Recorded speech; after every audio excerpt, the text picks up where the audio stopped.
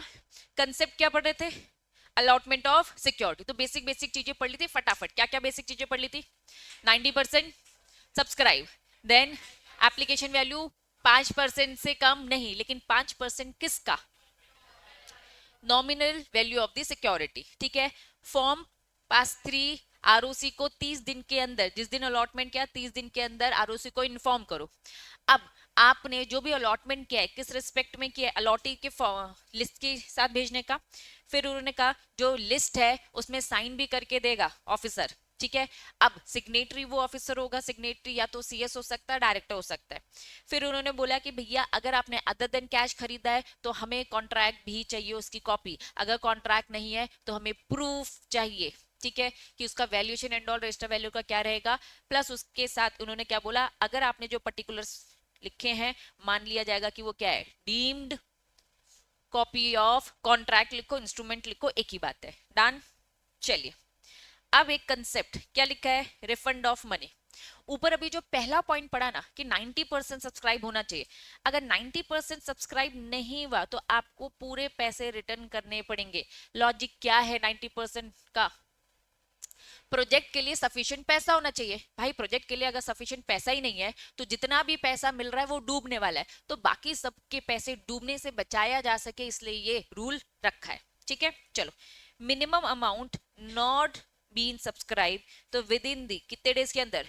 30 days date of the issue of the prospectus. जिस दिन prospectus issue किया था वहां से 30 दिन के अंदर आपको क्या करना पड़ेगा? पैसा लौटाना पड़ेगा। ठीक है। चलिए, application money shall be repaid. आपको एप्लीकेशन, बस एप्लीकेशन का पैसा क्यों बोला? क्योंकि हमने एवरेज प्रोस्पेक्टस के साथ क्या दिया था? एप्लीकेशन का पैसा 3 रुपए एग्जाम्पल के अकॉर्डिंग। तो आपको एप्लीकेशन का पैसा देना पड़ेगा। ठीक है। 15 डेज, देखो या तो उन्होंने क्या बोल दिया 30 डेज कहां से? प्रोस्पेक्टस से। डेट ऑफ कहां से? प्रोस्पेक्टस। या फिर अदर जो भी प्रिस्क्राइब हो सेबी। साफ इन्होंने बोला कि एप्लीकेशन का पैसा तो 15 दिन के अंदर। 15 दिन कहां से?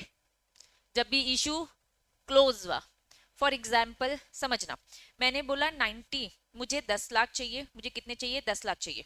विंडो ओपन रहेगी, विंडो ओपन रहेगी 3 दिन तक। वो डेट मैंने बोल दी 15, 16, 17।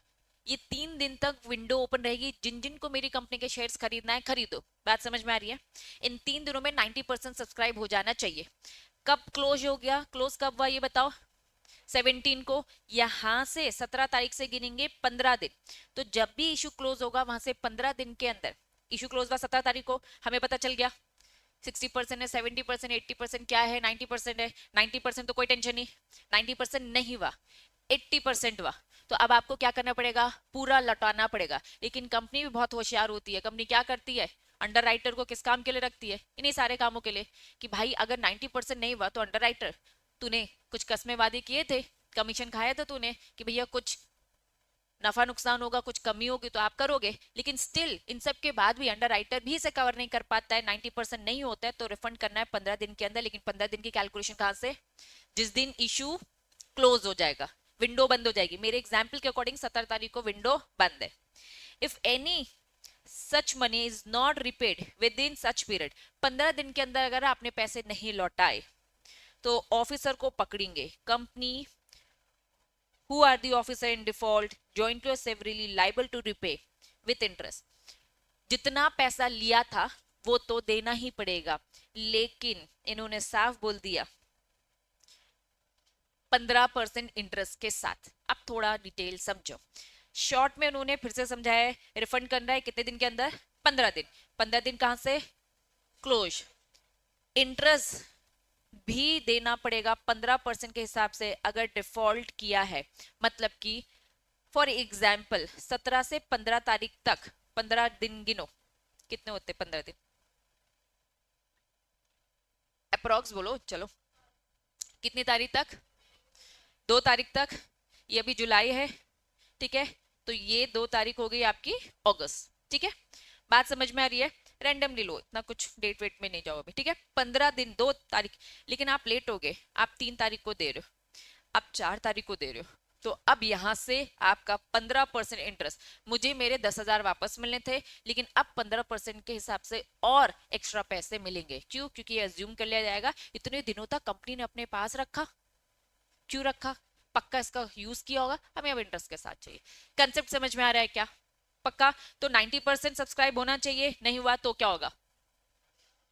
रिफंड करना पड़ेगा। कितने दिन के अंदर? 15 दिन। कहां से? Date of closure, closure of issue. अगर और 15 दिन के बाद दे रहे हो तो फिर 15% इंटरेस्ट। जब मैं कहूंगी ना 90% सब्सक्राइब नहीं हुआ तो तुम बोलोगे हाँ रिफंड हो गया, बस इतनी बात नहीं कहनी है। रिफंड कब करना है, और लेट हो गए तो कितना इंटरेस्ट, ये सारी चीजें मुझे चाहिए। डन? चलो, नहीं मानी हमने, ये कंपनी और इसके ऑफिसर को क्या लगेगा? पेनल्टी लग जाएगा। ठीक है। Default shall be liable to penalty for each default 1,000 rupees for each day. जैसे जैसे एक एक दिन बढ़ेगा, आपने नहीं लौटाया, आपने इंटरेस्ट नहीं दिया, साथ में पेनल्टी अलग। पूरा पैसा तो रिटर्न करना था, लेट हो गए तो इंटरेस्ट के साथ, और ये बात आपने फॉलो नहीं करी तो हर दिन के हिसाब से एक हजार आपका फाइन बढ़ता जाएगा। ठीक है। किसमें? कंपनी में भी और उसके ऑफिसर में भी। लेकिन मैक्सिमम, ये ऑफिसर की बात हो रही है। मैं कंपनी, मैं ऑफिसर, तुमको तुम्हारा 10,000 दिया, प्लस मैंने कहा 200 रुपए इंटरेस्ट कब मिला? ये मिल गया। फाइन अब कंपनी में लग रहा है, कंपनी को फाइन देना आरओसी को।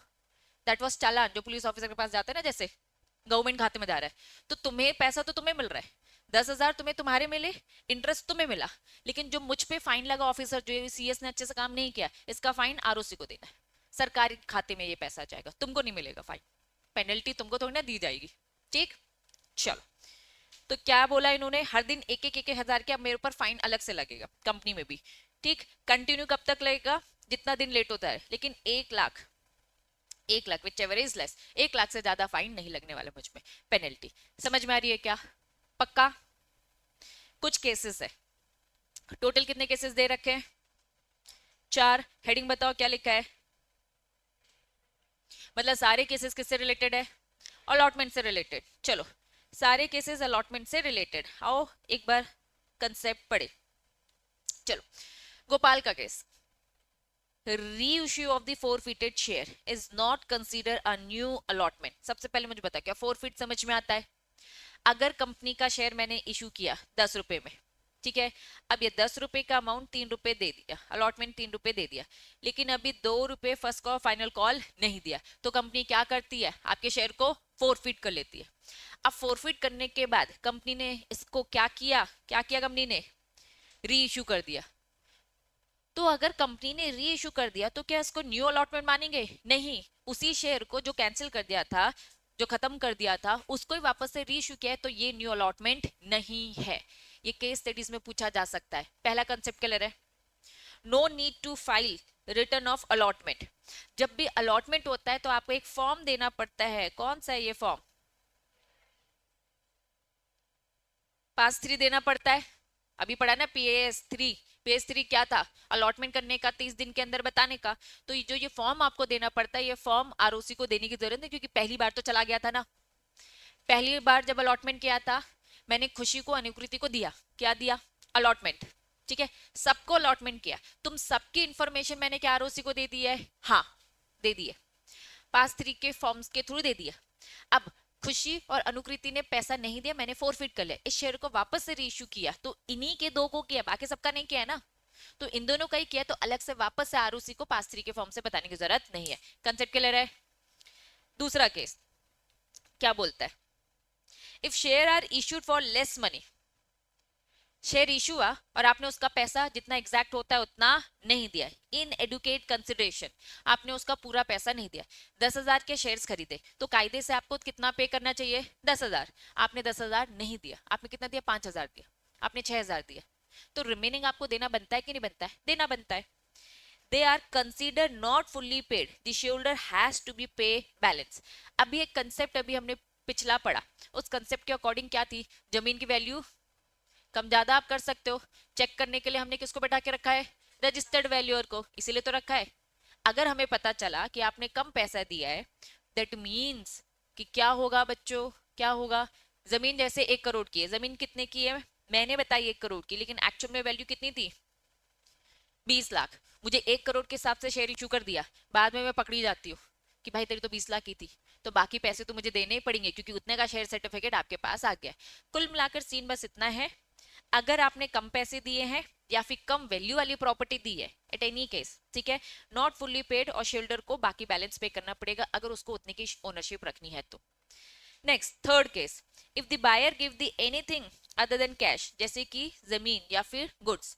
जमीन मतलब इमूवेबल प्रॉपर्टी, गुड्स मतलब मूवेबल। इन्होंने कहा शेयर खरीदने वाला कुछ भी दे सकता है काइंड में, है ना, वो मूवेबल इमूवेबल दोनों हो सकता है, is still consider payment in cash legal purpose. मैंने आपको बताया था बैलेंस शीट में कैसे एंट्री की जाती है। इन्होंने साफ बोल रखा है कि हम डॉक्यूमेंट में तो लीगल पर्पस के लिए तो क्या दिखाएंगे, कैश है, लीगली तो दिखाया जाएगा कैश है, हम अकाउंट में भी दिखाते थे, याद है भी प्रीमियम वाला पैसा हमने दिखाया था, तो कुल मिलाकर लीगल पर्पस के लिए वो कैश ही ट्रीट किया जाता है, भले वो अदर देन कैश है। कंसेप्ट समझ में आ रहा है? Last case, share allotted against the promissory note, कौन बताएगा? संस्कृति बताएगी प्रोमिसरी नोट क्या बेटा, जो भी समझा है बता। प्रॉमिस करते हैं, हाँ हम पैसे दे देंगे, उधार काइंड ऑफ रहता है, भैया मैंने तुमसे पैसे लिए 2 महीने बाद दे देंगे, ठीक है। तुम कंपनी को क्या इश्यू कर रहे हो, प्रॉमिसरी नोट।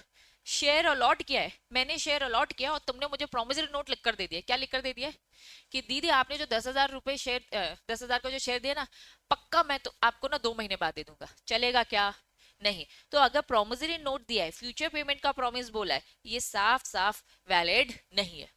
अगर मैंने आपको शेयर दिया, चुपचाप मुझे पैसे दो या फिर काइंड मुझे मूवेबल इमूवेबल प्रॉपर्टी दो। बात समझ में आ रही है? अगर आप प्रोमिसरी नोट देते हो जिसमें वादा करते हो कि 2 महीने में पक्का मैं आपको आपका पैसा दे दूंगा, तो इस टाइप का शेयर अलॉटमेंट शेयर अलॉट नहीं माना जाता, ये बिल्कुल भी वैलिड नहीं है। 4 केसेस 4 कंक्लूजन। पहला क्या, अगर शेयर फोरफिट में तो री इशू कर सकते हो, कोई दिक्कत नहीं है, लेकिन अलग से आरओसी को बार बार इन्फॉर्म करने की जरूरत नहीं है। दूसरा केस, अगर गुड, अगर आपने कम पैसा दिया है तो बाकी भी हम आपसे मांगेंगे, एग्जैक्ट वैल्यू हम देखते हैं। थर्ड केस क्या बोलता है, अदर देन कैश भी दोगे तो लीगल पर्पस के लिए कैश ही दिखाया जाता है। एंड लास्ट वाला पॉइंट क्या बोलता है, प्रोमिसरी नोट वैलिड नहीं है। आप प्रॉपर्टी दे दो, पैसे दे दो, प्रोमिसरी नोट हमें तो बिल्कुल नहीं चाहिए शेयर के अगेंस्ट। डन। तो ये थे आपके केसेस के कंक्लूजन। चलिए लिख लिया, आ जाओ नेक्स्ट हेडिंग, बताओ क्या लिखा है। जनरल प्रिंसिपल, किसके जनरल प्रिंसिपल, अलॉटमेंट के। चलो, अलॉटमेंट ऑफ शेयर मींस, जब हम शेयर अलॉट करते हैं इसका मतलब क्या है, एक्ट ऑफ, क्या लिखा है, एप्रोप्रिएशन। एप्रोप्रिएशन का मतलब allocating capital for a specific purpose. लिख लो मीनिंग पहले। हाँ बंद करना है, रिमोट मेरे पास नहीं, खुशी एसी बंद कर दे बेटा।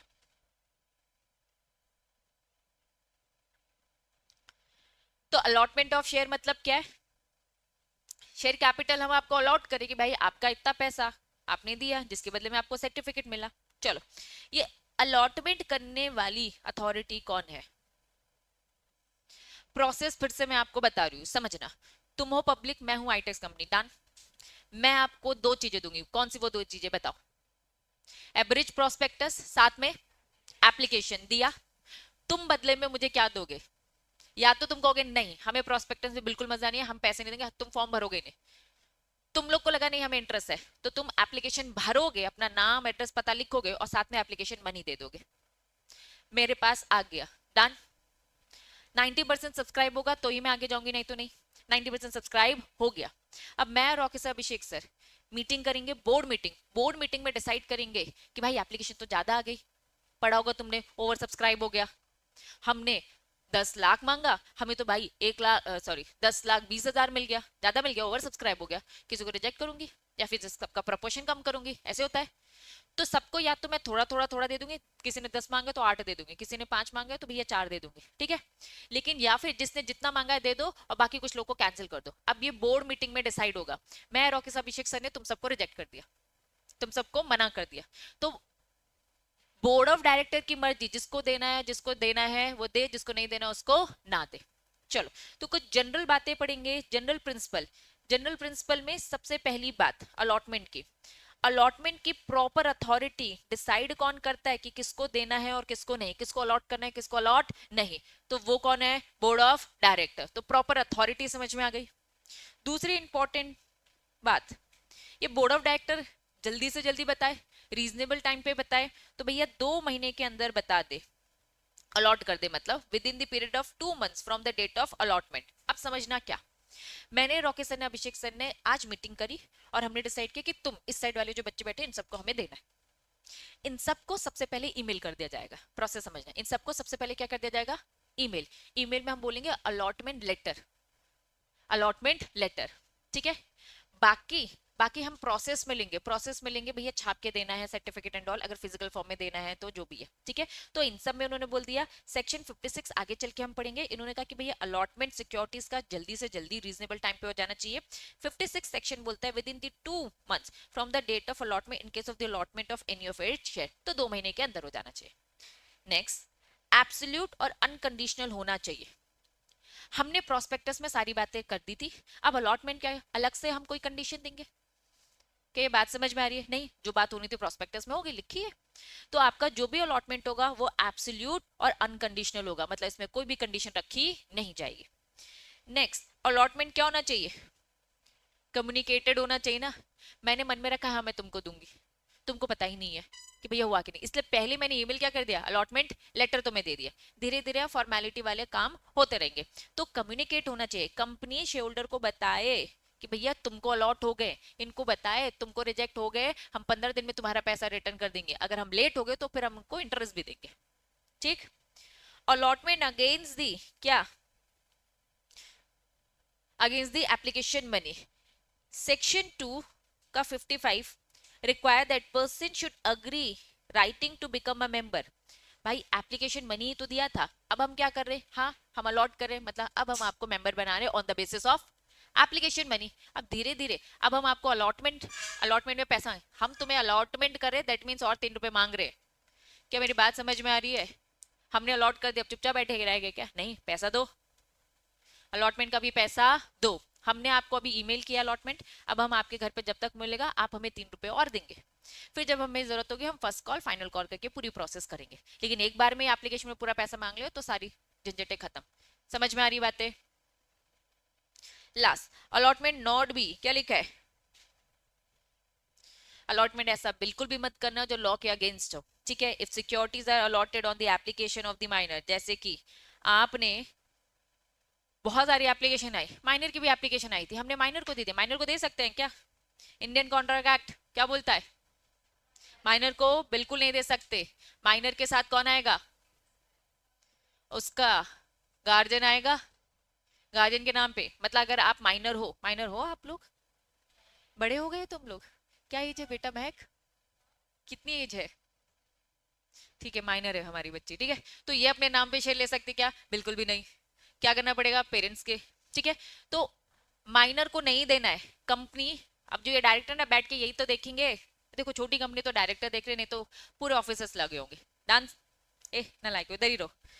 केस लॉ किससे रिलेटेड, अलॉटमेंट से रिलेटेड। चलो पहला, अलॉटमेंट एकदम वैलिड है, may be valid, defect was appointment of director, कुछ सेक्शन याद आना चाहिए, 176, पक्का 176 है, गुड।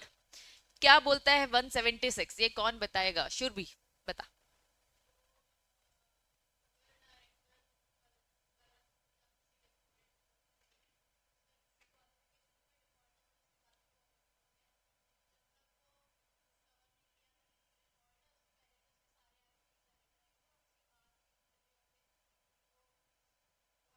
गुड, 15 जनवरी को एक डायरेक्टर को मैंने अपॉइंट किया, उसने मस्त काम चालू किया, 15 मार्च को मुझे पता चलता है अरे भाई गलत डायरेक्टर को अपॉइंट कर लिया था।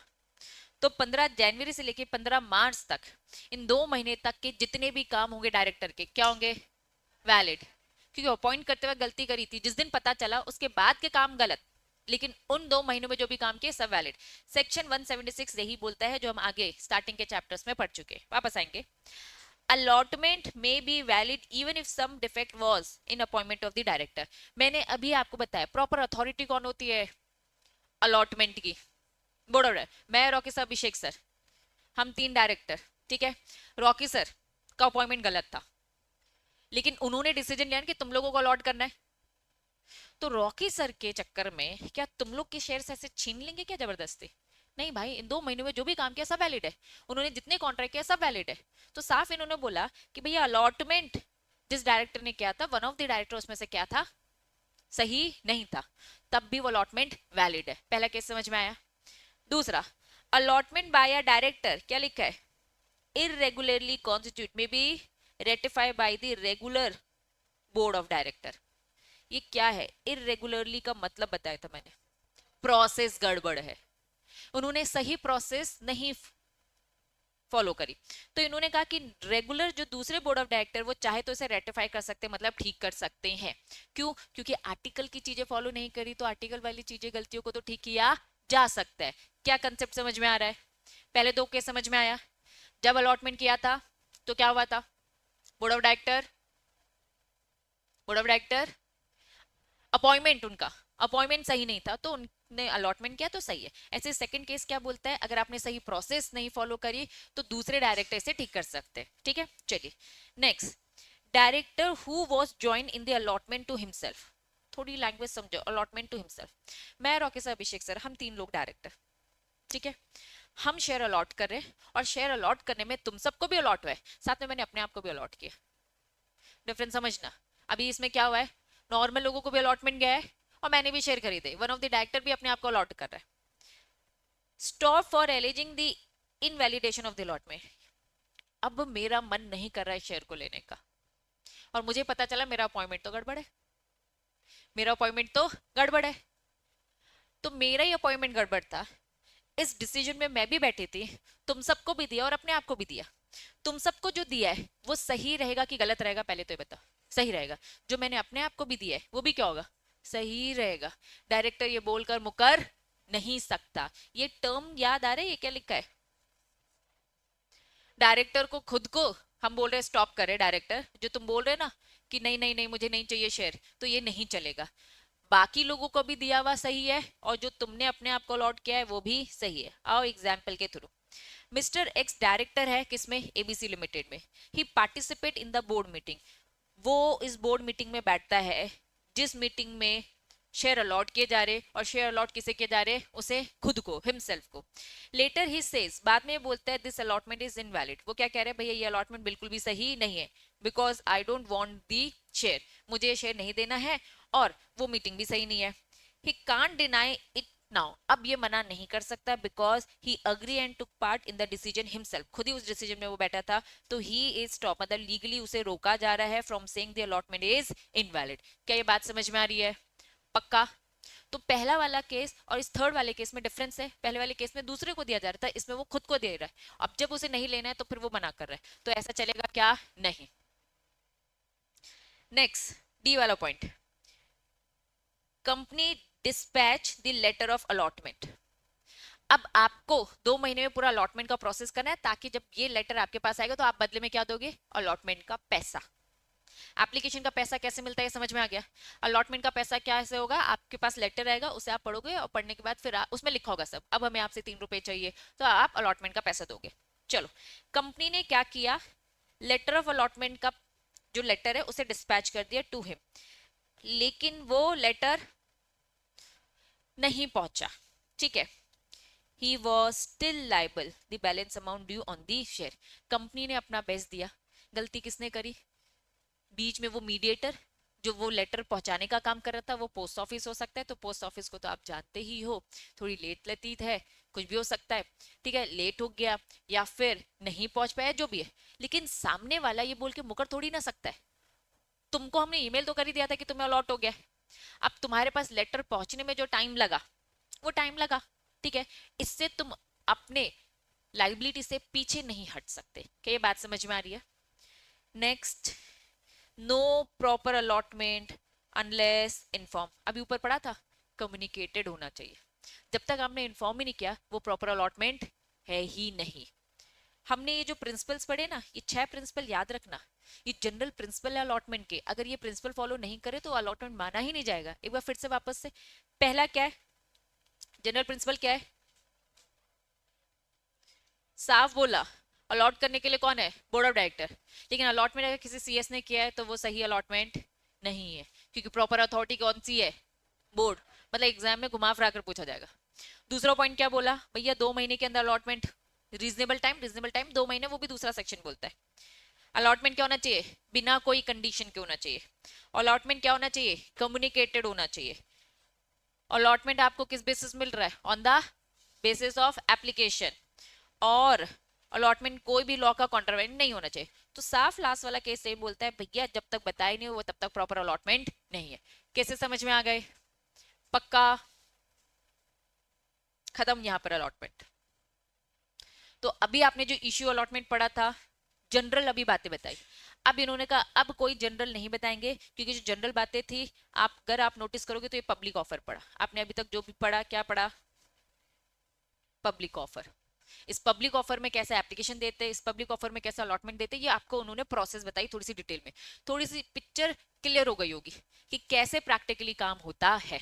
ठीक है, मैं आपको देती हूँ प्रोस्पेक्टस, एब्रिज, साथ में एप्लीकेशन, आप मुझे दोगे पैसा, 90% सब्सक्राइब होगा तो मैं आगे बढ़ूंगी, मीटिंग होगी, डिसाइड होगा किसको देना है किसको नहीं देना है, फाइनली डिसाइड हो जाएगा, उन लोग को अलॉटमेंट लेटर दिया जाएगा, फिर अलॉटमेंट का पैसा मांगा जाएगा। अब जब कंपनी को जरूरत होगी तो फर्स्ट कॉल और फाइनल कॉल आपसे पैसा लिया जाएगा। डन, ये है आपका पब्लिक ऑफर, इसी तरीके से चलता है। अब इन्होंने कहा इशू करने के और भी तरीके, बस एक लौता तरीका नहीं है कि जनता से ही मांगो। अब आ जाओ और भी कौन कौन से तरीके। सबसे पहला तरीका क्या है, very very very important, private placement. चलो मुझे बताना कौन कौन से सुना है। अब प्राइवेट प्लेसमेंट यहां तो सुन लिया है, भले पहले कभी नहीं सुना था। क्या होता है प्राइवेट प्लेसमेंट, कौन बताएगा, विधि क्या होता है। प्राइवेटली ऑफर देते, कुछ याद आ रहा है, मैंने एक टर्म बोला था, सेलेक्टेड ग्रुप ऑफ पर्सन, ये चाहिए, ठीक है। अदर देन पब्लिक, लैंग्वेज अपन पकड़ के चलेंगे, ठीक है। हम साथ में क्या देते हैं, private placement offer with come application, मतलब साथ में एप्लीकेशन के साथ, ठीक है। चलो, तो प्राइवेट प्लेसमेंट सुना है क्या, इक्विटी डिफरेंशियल वोटिंग राइट सुना है, सुना है।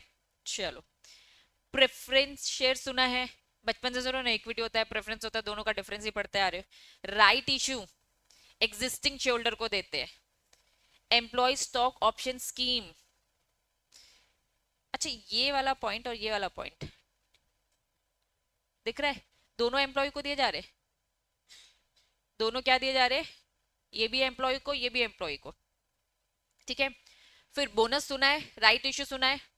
अब देखो अक्सर ना कंफ्यूजन किस में होती है मैं ये बता दूं, अभी एक एक के कंसेप्ट का मीनिंग समझेंगे, उसकी डिटेल प्रोसेस पढ़ेंगे, हर किसी की प्रोसेस पढ़ेंगे हम, ठीक। तो क्या क्या होता है वो डिटेल जाएंगे, लेकिन अभी आपको क्या इन 3 चीजों में कंफ्यूजन हो रही है, जरा पढ़ो। पहला क्या लिखा है, दूसरा जो मैंने मार्क किया है वो क्या है, दोनों में डिफरेंस समझ में आ रहा है। प्रेफरेंस शेयर क्या होते हैं, जिन्होंने प्रेफरेंस शेयर खरीदा, प्रेफरेंस शेयर में वो 2 प्रेफरेंस थी, बताओ जरा 2 प्रेफरेंस, डिविडेंड देंगे और वाइंडिंग अप के टाइम पर आपका रीपेमेंट करेंगे। तो ये क्लिक हो रहा है, ये क्लिक हो रहा है ना, ये पता ही है। क्या अब ये भी क्लिक होता है, सेलेक्टेड ग्रुप ऑफ पर्सन को देना है, ये दोनों क्वाइट सिमिलर है, ये दोनों के दोनों क्वाइट सिमिलर है, थिन लाइन ऑफ डिफरेंसेस है, वो थिन लाइन ऑफ डिफरेंसेस हम पढ़ेंगे। दोनों का मतलब अभी आपके लिए क्या है कि भैया सेलेक्टेड लोगों को दिया जा रहा है, दोनों का मतलब अभी क्या है, सेलेक्टेड लोगों को दिया जा रहा है, दिमाग में अभी यही रखना, ठीक है। चलो, तो वापस से हेडिंग में आएंगे, अलग अलग टाइप की सिक्योरिटीज इशू की जाती है, तो ये सब अलग अलग है। अब आपके बुक में जो हम पढ़ेंगे एक एक को पकड़ पकड़ के पढ़ेंगे। सबसे पहला क्या लिखा है, ये देखो, प्राइवेट। अब प्राइवेट प्लेसमेंट का मीनिंग बताया है, उसकी पूरी प्रोसेस बताई है। फिर जब ये टॉपिक खत्म होगा तो नेक्स्ट डिटेल में डिफरेंशियल वोटिंग राइट, हर किसी को डिटेल डिटेल में पढ़ेंगे, कंसेप्ट आपके एकदम क्रिस्टल क्लियर हो जाएंगे, ठीक। चलो आओ, सबसे पहले पढ़ेंगे प्राइवेट प्लेसमेंट और शेयर। मुझे जब कभी भी मीनिंग बताओगे तो मुझे क्या बताओगे, प्राइवेट प्लेसमेंट मींस ऑफर देना, इनविटेशन देना, किसको देना, to selected group of person. साथ में ब्रैकेट में लिखो, ये सेलेक्टेड ग्रुप ऑफ पर्सन को कौन दे रहा है, कंपनी, ब्रैकेट में लिखो जो बिल्कुल भी पब्लिक ऑफर नहीं है। ये सेलेक्टेड ग्रुप ऑफ पर्सन को कैसे अप्रोच किया जाता है, थ्रू, क्या लिखा है, प्राइवेट प्लेसमेंट ऑफर कम एप्लीकेशन, मतलब यहां भी 2 चीजें जा रही है, साथ में एप्लीकेशन के साथ प्राइवेट प्लेसमेंट ऑफर जा रहा है। विच सेटिस्फाइड द कंडीशन जो भी स्पेसिफाइड दिस सेक्शन। अब जो ये सेक्शन में हम पढ़ेंगे, तो सेक्शन नंबर 42 पढ़ रहे हैं, सेक्शन नंबर 42 एक बार लैंग्वेज रीड करो। Section 42 and rule 14। सेक्शन बता रहा है प्राइवेट प्लेसमेंट क्या है, उसमें क्या क्या करना होता है। 14 रूल क्या बता रहा है, आपका पूरी प्रोसेस बता रहा है। दोनों आप साथ में पढ़ेंगे। मीनिंग समझ में आ गया, ऊपर भी पढ़ चुके थे, ठीक है। चलिए, अब इन्होंने कहा जो प्राइवेट प्लेसमेंट ऑफर के साथ जो एप्लीकेशन होता है ना, वो डिटेल में पढ़ेंगे। सेक्शन 42 का सब सेक्शन 1 बोलता है कंपनी में subject to provision of this section, इस सेक्शन में जो कुछ भी लिखा है उसका ध्यान रखना। Make a private placement of the security, sub section 3 read a company making a private placement issue a, same वही बातें लिखी है, प्राइवेट प्लेसमेंट ऑफर एप्लीकेशन। आपको फॉर्मेट कहां दे रखा है, फॉर्मेट दे रखा है, आपको जो भी ऑफर देना है विद एप्लीकेशन ये पास 4 में दे रखा है। अब आपको ये याद रखने की जरूरत नहीं है फॉर्मेट कहां दे रखा है। क्या ये बात समझ में आ रही है? खुद की श्रद्धा है तो याद कर लेना। आप बस क्या बोलोगे, साफ इन्होंने बोला हम रूल्स के साथ पढ़ाएंगे। क्या बोला, रूल्स के साथ। अब रूल्स और एक्ट में डिफरेंस समझना। एक्ट बोलता है क्या करना और रूल्स क्या बोलता है प्रोसेस। तो ये आपको प्रोसेस ही तो बताया उन्होंने, आपको क्या बताया, फॉर्म का नाम बताया, तो ये रूल्स बता रहे, ठीक है। तो एक्ट और रूल्स में डिफरेंस क्या होगा, आपको प्रॉपर फॉर्म की गाइडेंस दी जाएगी, भैया वहां जाना, ये फॉर्म पढ़ना, फॉर्म में सारी बातें लिखी होंगी, तो ये रूल्स के साथ पढ़ रहे हो, बाकी कुछ भी नहीं। तो इस पूरे पैराग्राफ में क्या बोला, जो फॉर्म है एप्लीकेशन है वो आपको कहां मिलेगा, पास 4 में मिलेगा, पीएस 4 में मिलेगा। बात समझ में आ रही है? चलिए, very very very important, private placement offer और जो एप्लीकेशन है इसमें क्या लिखा है टर्म, रिनंसिएशन का राइट नहीं है। चलिए पहले रिनंसिएशन का राइट पढ़ेंगे। जरा मुझे बताओगे राइट शेयर्स क्या होते हैं, राइट इशू क्या होता है, कौन बताएगा। राइट इशू वो इशू होता है जो हम किसको देते हैं, एग्जिस्टिंग शेयर होल्डर्स को देते हैं। डन। तुम सब मेरी कंपनी के आईपीओ के टाइम पे आपको शेयर्स मिल गया, आप अब हमारी कंपनी के शेयर होल्डर। डन। फिर से पैसा चाहिए, आप लोग को मैं अप्रोच करूंगी, that was right issue. Done. Approach किया मैंने आपको। भाविका ने कहा कि दीदी मुझे नहीं चाहिए, भाविका ने कहा दीदी मुझे नहीं चाहिए, लेकिन मेरी एक दोस्त है, क्या ये मैं अपनी दोस्त को दे दूं। मैंने पूछा क्या वो कंपनी की मेंबर है, भाविका ने बोला हाँ दीदी, वो जो है वो ख्वाहिश है, वो कंपनी की मेंबर है। वो कौन है, ख्वाहिश है, ख्वाहिश कंपनी की मेंबर है, क्या मैं उसे दे दूं। मैंने कहा बिल्कुल दे दो। चलो, दीक्षा, दीक्षा ने बोला दीदी मुझे भी नहीं चाहिए। ये कौन था, ये कौन था, ऑलरेडी कंपनी का मेंबर था, समझना। दीक्षा ने बोला कि दीदी मुझे भी नहीं चाहिए, लेकिन मुझे मेरे एक दोस्त को देना है। मैंने कहा क्या वो कंपनी का मेंबर है, उसने बोला नहीं वो कंपनी का मेंबर नहीं है। तो जो भी ए है ना, क्या दे सकती, हाँ, इसका मतलब ये है मैंने एग्जिस्टिंग मेंबर को दिया, मैंने एग्जिस्टिंग मेंबर को दिया, समझना डिफरेंस समझना, मैंने एग्जिस्टिंग मेंबर को दिया, एग्जिस्टिंग मेंबर के पास एक राइट है, रिनंसिएशन का राइट है। पल्लू मोबाइल छोड़ दे, पूछूंगी अभी, रुक जा। रिनंसिएशन का जो राइट है, ये रिनंसिएशन का राइट आपके पास ये है कि आप चाहो तो इसे किसी और को ट्रांसफर कर सकते हैं। क्या रिनंसिएशन का राइट समझ में आया, आप इसे किसी को दे सकते हो, लेकिन जो ये आप दे सकते हो वो मेंबर भी हो सकता है और मेंबर नहीं भी हो सकता, कोई फर्क नहीं पड़ता, आपको जिसको चाहे देना है दो। सेक्शन 28 क्या था, लेकिन तुम्हारे पास अभी शेयर कहाँ है, अभी तो मैंने तुम्हें एक ऑप्शन दिया है, क्या तुम शेयर खरीदोगे। सबने बोला हाँ खरीदूंगे, भाविका और दीक्षा ने बोला नहीं। अब ये लोग खरीदेंगे, खरीदने के बाद बेचेंगे अलग। तुम बिना खरीदे, बिना खरीदे क्या कह रहे हो, हमारा जो ये राइट है किसी और को दे दो। अब खरीदेगा कौन, तुम्हारा दोस्त, तुम दोनों साइड से हट गए हो, तुम दोनों ने खरीदा ही नहीं है। क्या ये बात समझ में आ रही है।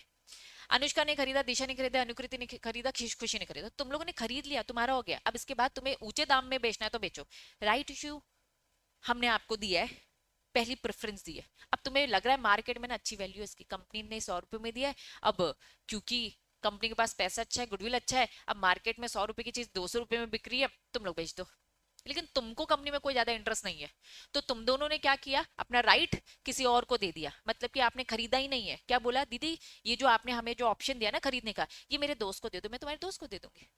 कंपनी को बस पैसे लेने से मतलब है, क्या ये बात समझ में आ रही है? तो इसे क्या बोलते हैं?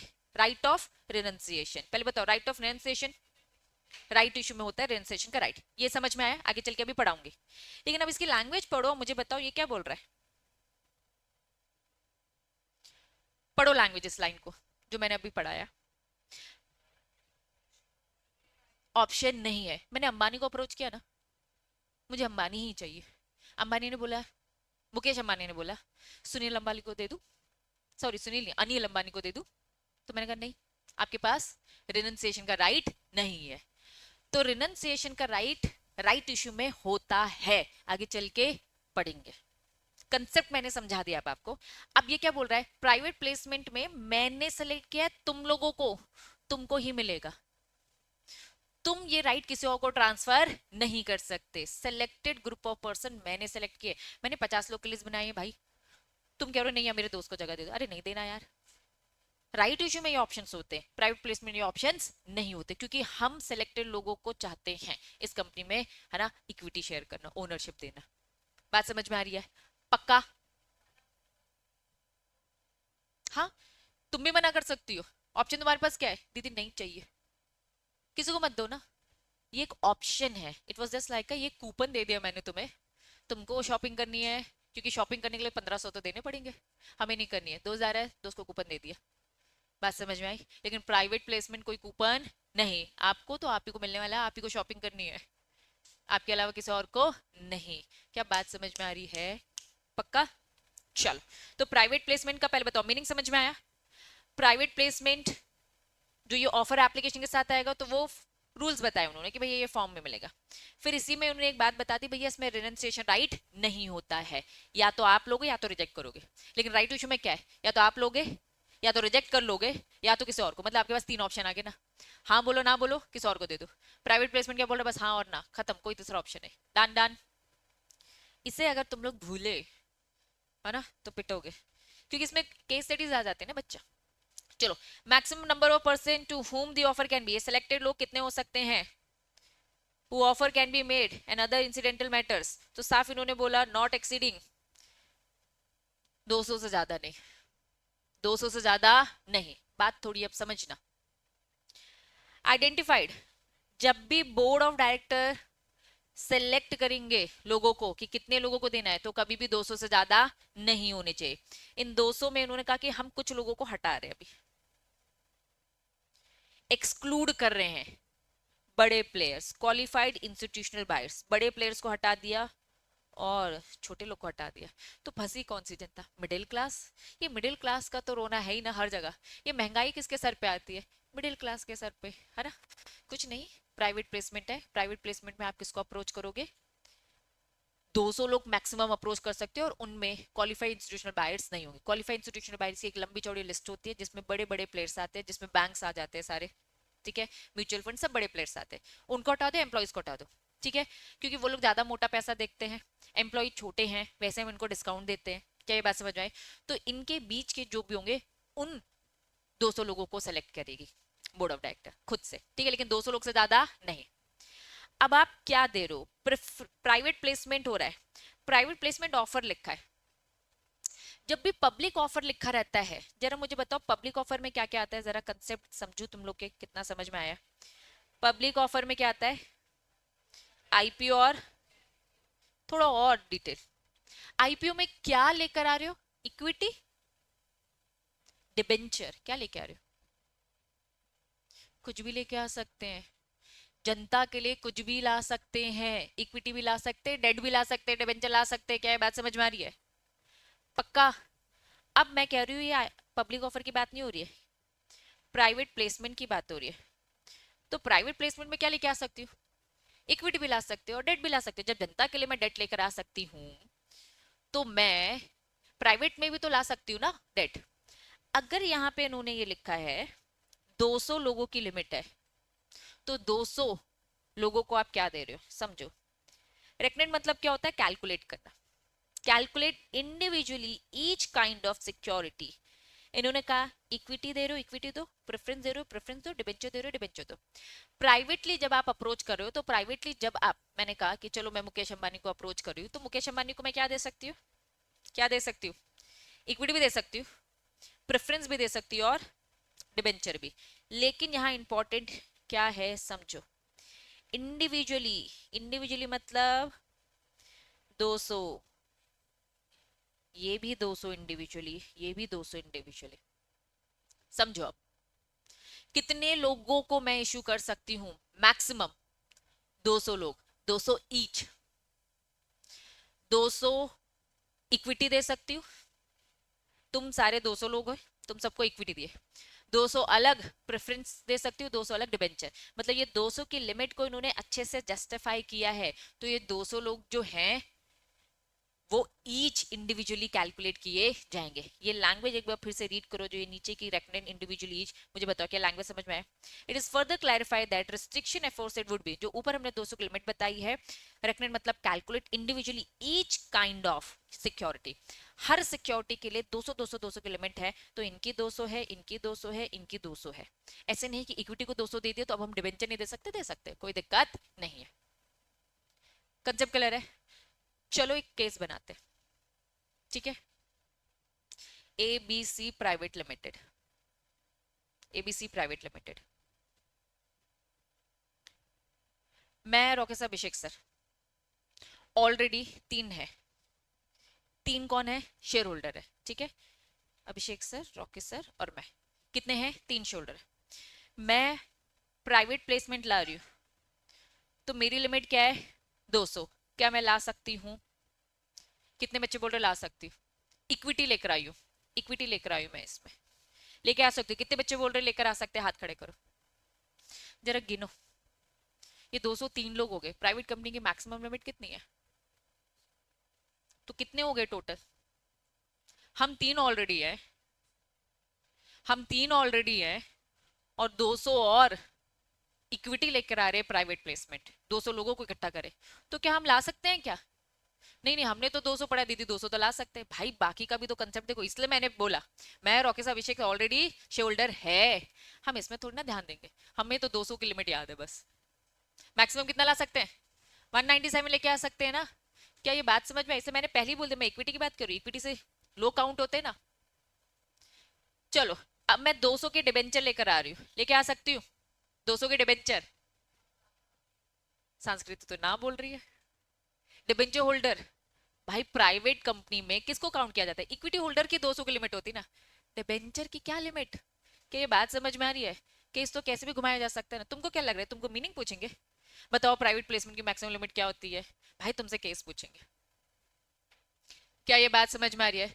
तो कंसेप्ट को आपको केस में इंप्लीमेंट करते बनना चाहिए, कोई सीधा क्वेश्चन नहीं पूछा है, what do mean by private placement, बताओ इसकी मैक्सिमम लिमिट कितनी होती है। तनिष्का, सब बढ़िया जीवन में? रात में कितने बजे सोई थी बेटा? आंखें ऐसे नीचे देखती तो मुझे लगता है गई गई, सो गई सो गई। चलो कंसेप्ट क्लियर है, पहले बताओ कैसे क्वेश्चन आएगा, ये समझ में आया पक्का? तो प्राइवेट प्लेसमेंट की मैक्सिमम, मैक्सिमम कितना होता है, 200। इक्विटी प्रेफरेंस डिबेंचर सबके अलग, इक्विटी होगा तो काउंट करने का, ठीक है। अगर पब्लिक कंपनी है तो 200 कर सकते हैं। फिर मैं, Rocky sir, Abhishek sir, Rocky sir, Abhishek sir, मैं, अब हम 200 की इक्विटी लेके आ रहे हो, हमारी कंपनी पब्लिक कंपनी, ला सकती हूँ, ला सकती हूँ। पब्लिक कंपनी में 200 की कोई लिमिट है ही नहीं, लेकिन प्राइवेट कंपनी में है ना, इसलिए मैंने नाम बस चुपचाप लिख दिया था, एबीसी प्राइवेट लिमिटेड।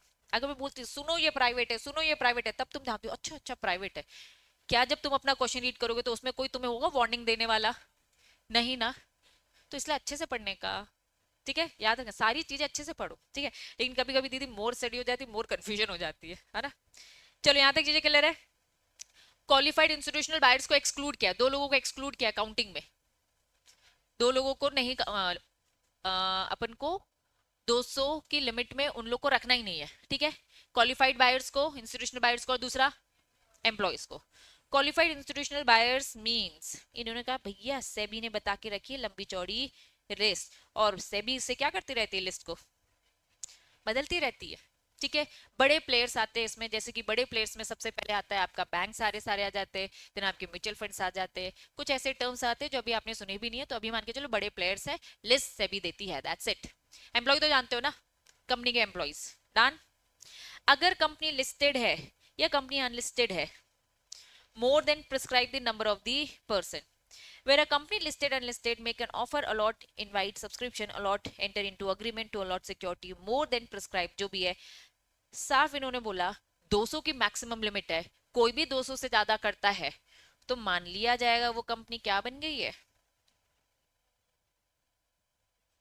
अगर आपकी कंपनी लिस्टेड है या फिर अनलिस्टेड है, ठीक है। प्राइवेट ही तो कंपनी पब्लिक मानी जाएगी ना, अनलिस्टेड या फिर लिस्टेड आप 200 से ज्यादा कर सकते हो। लेकिन अगर आप प्राइवेट कंपनी थी, आपने 200 से ज्यादा किया, जैसे कि मेरे एग्जाम्पल में 203 हो रहा था, तो इस प्राइवेट कंपनी को मान लिया जाएगा कि हम क्या है, पब्लिक कंपनी, और हम पब्लिक ऑफर दे रहे हैं। कंसेप्ट क्लियर है क्या? पक्का? Deemed public company, very very very important. Private placement हर कोई कर सकता है, यस और नो? पब्लिक कंपनी भी कर सकती है, प्राइवेट कंपनी भी। डन। मैक्सिमम लिमिट कितनी? 200। इक्विटी की भी 200, प्रेफरेंस की भी, डिबेंचर की, सबको 200 की लिमिट है। पक्का पक्का? नॉट एप्लीकेबल, 200 की लिमिट एप्लीकेबल नहीं है इन दो जगहों पर, पहला। दूसरा, एनबीएफसी कौन बताएगा? महक बताएगी, बताओ एनबीएफसी क्या होता है? कंसेप्ट बताना है। NBFC non banking financial company, बताओ। Good, non banking, very good. Bajaj Finance, अच्छा एग्जांपल दिया। ये बैंकिंग कंपनी नहीं है, नाम सही काम समझो, नॉन बैंकिंग। लेकिन कौन सी कंपनी है? फाइनेंस तो देती है, मतलब एक फाइनेंशियल कंपनी, लेकिन ये बैंक नहीं है। कुछ ऐसे कंपनीज बच्चों, दुनिया भर के, जब तुम लोग शोरूम में जाते हो, टू व्हीलर फोर व्हीलर कुछ भी खरीद रहे हो, कुछ भी वॉशिंग मशीन कुछ भी खरीद रहे हो, तो बोलते हैं ना फाइनेंस हो जाएगा, फाइनेंस हो जाएगा। तुम्हें क्या लगता है एसबीआई बैंक बैठ के तुम्हें वहां पे फाइनेंस दे रहा है? इतना फुर्सत है वो तुम्हें वॉशिंग मशीन खरीदोगा तुमको फाइनेंस करेगा? सबके सब कौन बैठे? एनबीएफसी। ये बैंक नहीं है, लेकिन ये फाइनेंस में डील करते। एसबीआई बैंक के पास आपका अकाउंट है, बजाज फाइनेंस के पास भी तुम्हारा खाता खुला है क्या? वहां पैसे की सेविंग करते हो? नहीं। तो ये नॉर्मल बैंक्स की तरह नहीं है, लेकिन ये फाइनेंस में डील करने वाली कंपनीज होती है। तो इन्होंने कहा कि भैया इनका काम ही क्या है, फाइनेंस में डील करना। दूसरी कंपनी देखो क्या लिखा है, हाउसिंग फाइनेंस। समझ में आ रहा है? अभी मैंने जब बोला, मैंने टू व्हीलर बोला, फोर व्हीलर बोला, जो भी हाउस होल्ड, वॉशिंग मशीन, ये सब, ये तो घर की बात कर रहा है, घर को फाइनेंस करने वाली। तो हाउस को फाइनेंस करने वाली, और जो भी इसके अलावा अदर्स है, ये दो जो कंपनी है, इनमें 200 वाली लिमिट नहीं लगती, क्योंकि इनमें रूल्स रेगुलेशन लगाने वाला कौन है? आरबीआई। और इसका कौन है? National housing bank act. तो इनके अलग एक्ट है, इनके रूल्स रेगुलेशन अलग है, तो इन पे ये वाली लिमिट नहीं है। बात समझ में आ रही है? पक्का? तो ये 200 से ज्यादा लगाए और तुम बोलोगे नहीं नहीं अब इसको भी पब्लिक कंपनी बनना पड़ेगा, तो बोलेंगे हटे यहाँ से, हमारा तो आरबीआई बैठा है, हमारा तो नेशनल हाउसिंग फाइनेंस कंपनी बैठा है।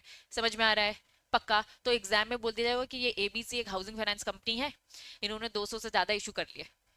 तुम क्या बोलोगे? ओ 200 से ज्यादा कर लिया है, अब तो इसे पब्लिक कंपनी बनना पड़ेगा। तुम्हें ये याद रखना पड़ेगा, है ना? क्यों? क्योंकि हम तो वहीं स्टिक रहते, 200 मतलब 200, ना इधर हिलेंगे ना उधर हुए। पक्का? याद रहेगा?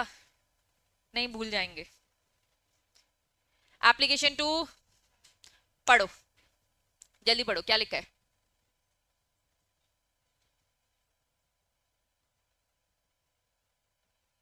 हाँ बेटा, समझ नहीं आया, समझा देती हूँ। गुड, जल्दी बताने के लिए, है ना, नहीं तो सब खत्म होने के बाद बताते हो तुम लोग। पहले इसे पढ़ लो, बता रही।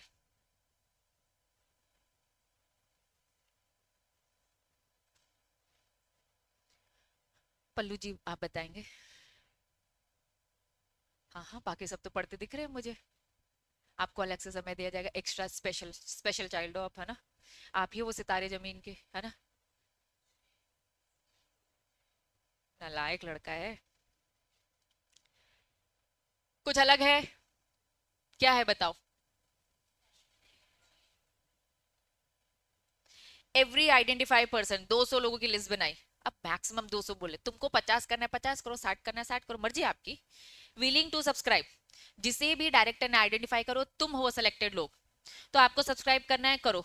एप्लीकेशन इशूड सच पर्सन, हमने एप्लीकेशन दिया था, प्राइवेट प्लेसमेंट ऑफर एप्लीकेशन दिया था, ठीक है।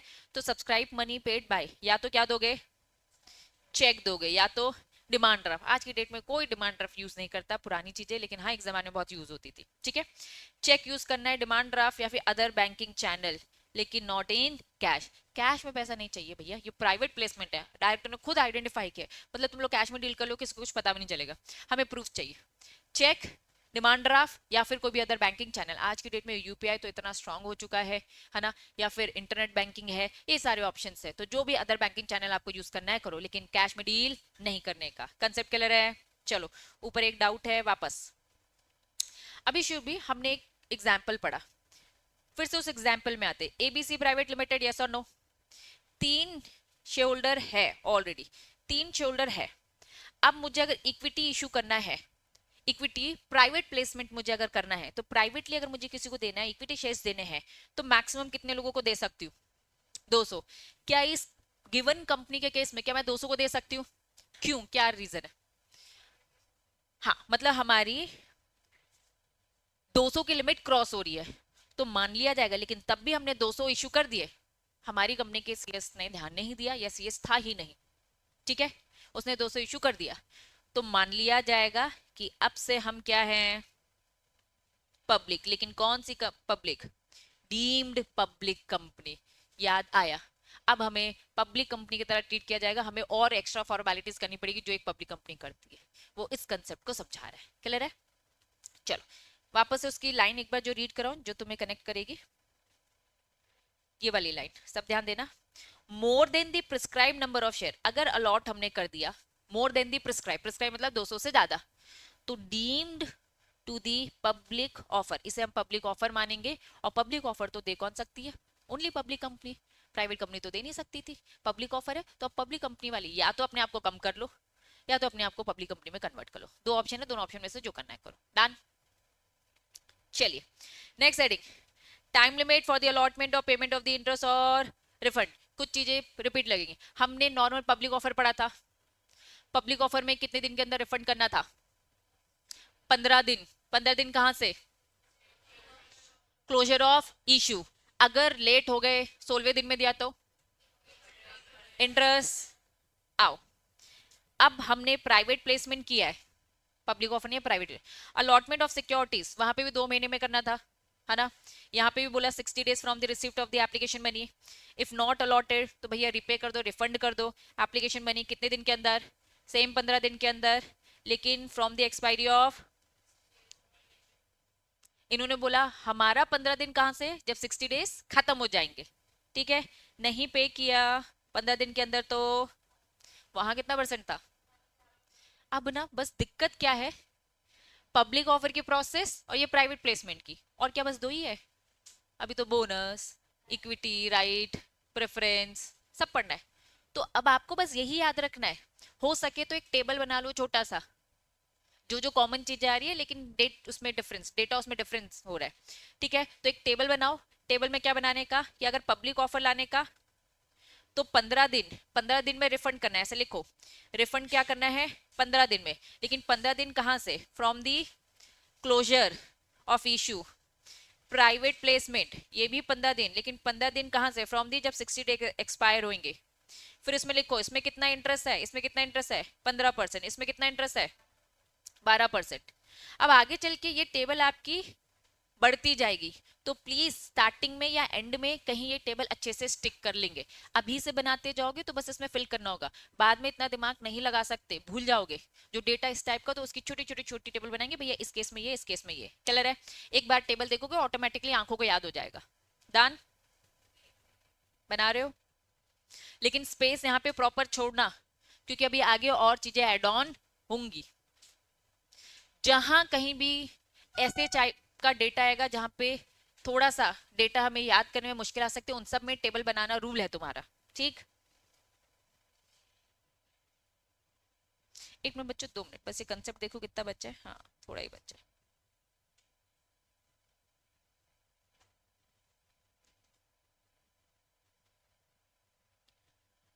और शॉर्टकट वही लिखना जो बाद में याद आ जाए तुम लोग को। ये पीपी लिखा है, पता चला तुम लोग को याद ही ना आए, प्राइवेट प्लेसमेंट था, क्या था, है ना। तो जो याद रख सकते हो वो रखो, नहीं तो लिखो पूरा, पब्लिक ऑफर है ना, प्राइवेट प्लेसमेंट ऑफर।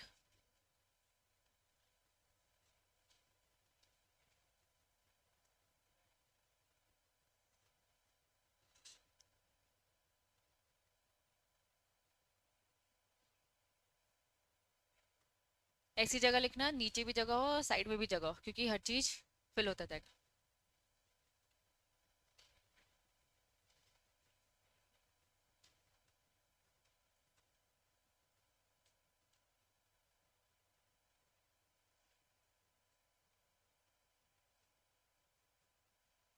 समझ में आ रहा है गौरी दीक्षा, आ रहा है ना? नहीं आएगा पूछते जाना, ठीक। अंकुर आ रहा है समझ में? बाकी सारे बच्चे पक्का पक्का? चलिए अब नेक्स्ट, सब्सक्रिप्शन मनी संभाल के रखो भाई। कहाँ? एक अलग से सेपरेट बैंक अकाउंट में, kept in separate bank account, not utilized for any purpose। समझो अब 90% सब्सक्राइब हो गया, ये पैसा संभाल के रखो। किस पर्पस के लिए लिया था? प्रोस्पेक्टस में क्या लिखा, सॉरी पब्लिक ऑफर नहीं है, ये क्या है? Private placement. तो प्राइवेट प्लेसमेंट का जो वो ऑफर था उसमें लिखा था कि हमें रोड बनाना है, जो भी करना है, ठीक है, रोड बनाना है। तो किस पर्पस के लिए करोगे भाई? रोड बनाने के लिए। उसी और के अलावा यूज कर सकते हो क्या? नहीं। अब ये बैंक अकाउंट है जिसमें ये पैसा रखा है। इस अकाउंट में मैंने बोला पैसा ब्लॉक है, इस अकाउंट में क्या है? पैसा ब्लॉक है। पैसा दो ही शर्तों में निकल सकता है, पैसा दो ही शर्तों में निकल सकता है। पहली शर्त, अगर 90% सब्सक्राइब हुआ तो कहां जाएगा बताओ? 90% सब्सक्राइब हुआ तो कहां जाएगा? कंपनी यूज करेगी और कंपनी से रोड बनाने के लिए यूज करेगी। डन। 90% सब्सक्राइब नहीं हुआ तो जब मेंबर्स इस प्राइवेट पर्सन के पास जा रहा है तो क्या मैं इसे बोल सकती हूँ कि रीपे किया जा रहा है या फिर रिफंड किया जा रहा है? बोल सकती हूँ यस और नो। जब कंपनी के पास जा रहा है तो कंपनी अब आगे का काम करेगी क्या? अलॉटमेंट का काम करेगी, भैया और पैसे तो रोड बनानी है। बात समझ में आ रहा है? तो साफ इन्होंने लिखा बैंक अकाउंट में रखा पैसा नहीं यूटिलाइज होगा किसी भी पर्पस के लिए, लेकिन क्या लिखा है? अदर देन, दो ही पर्पस के लिए यूज होगा। बैंक अकाउंट में रखा पैसा दो ही पर्पस, पहला क्या लिखा है बताओ? Adjustment against allotment. दूसरा क्या लिखा है? रीपेमेंट ऑफ मनी, जब अलॉट नहीं कर रहे, जिनको अलॉट कर रहे तो उनके लिए, जिनको अलॉट नहीं कर रहे तो उनको भैया रिफंड कर रहे हैं। तो बैंक में रखा पैसा निकल नहीं सकता, निकलेगा तो दो ही कामों को ले, या तो कंपनी आगे की प्रोसेस करेगी, मतलब 90% सब्सक्राइब हो गया, लिखने का तरीका वैसा लगे बच्चों, ठीक है, या फिर हम क्या करेंगे? रिपेमेंट करेंगे मनी, अगर अलॉट जिसको नहीं कर रहे। कंसेप्ट क्लियर है?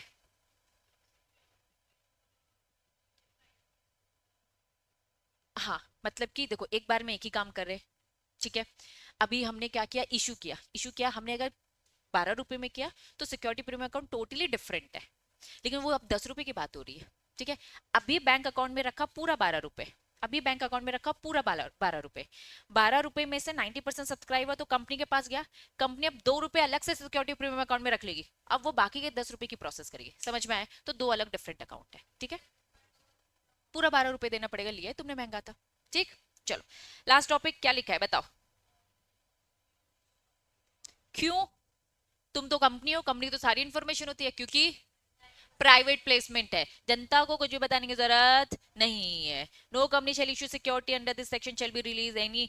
एडवर्टीजमेंट करोगे क्या पब्लिक में? पब्लिक में एडवर्टीजमेंट करेंगे हम मुकेश अंबानी के लिए लेके आ रहे, अरे भाई पब्लिक को दे रहे हो तो पब्लिक को बताओ। मुकेश अंबानी है तो मुकेश अंबानी से डायरेक्ट डील करो, या तो हाँ बोलेगा तो ना बोलेगा। समझ में आ रही है बातें? पक्का? चलो अब यहां मैंने आरबीएस लिख दिया है, इसका फुल फॉर्म बता दो, रीड बाय स्टूडेंट। हेडिंग क्या लिखा है? अलॉट किया है, एक फॉर्म बताना होता है, कुछ रिपीट दिख रहा है? जब पब्लिक ऑफर कर रहे थे अलॉटमेंट तो भी आरओसी को बताना था, तो प्राइवेट प्लेसमेंट करेंगे तो बताना पड़ेगा ना। तो बस वही 15 दिन एंड ऑल। पेनल्टी?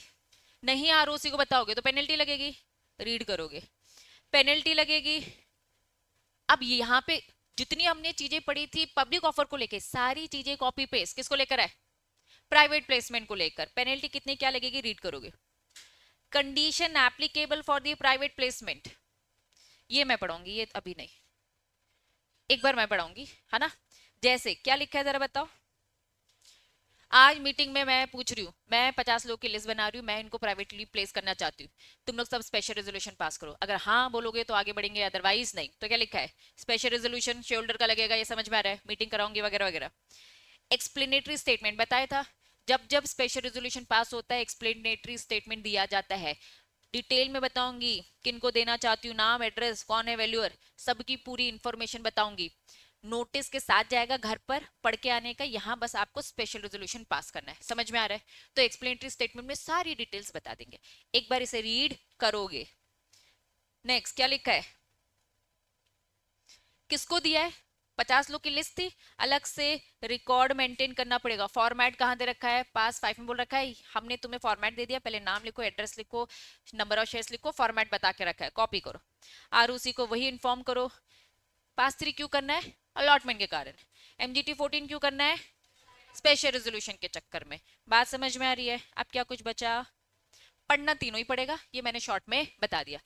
घर से पढ़कर आओगे, जो कुछ नहीं समझ में आएगा पहले डाउट सॉल्व होगा, आगे फिर कंसेप्ट पढ़ेंगे, लेकिन शर्त ये है पढ़ोगे तो ही डाउट पूछोगे, नहीं पढ़ा तो डाउट पूछने के लिए एलिजिबल नहीं है। आज की सभा समाप्त।